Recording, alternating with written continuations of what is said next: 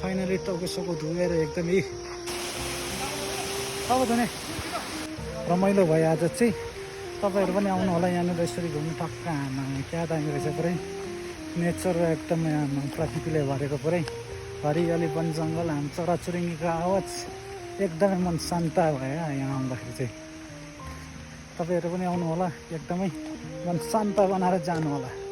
कस्तो के भयो त नि आजको बवाल हो नि यार बबाल होइन त यतिको चाहिँ हाम्रो विजय दाइलाई कसैले सक्दैन नि फेरि भनेर नभन्नु होला।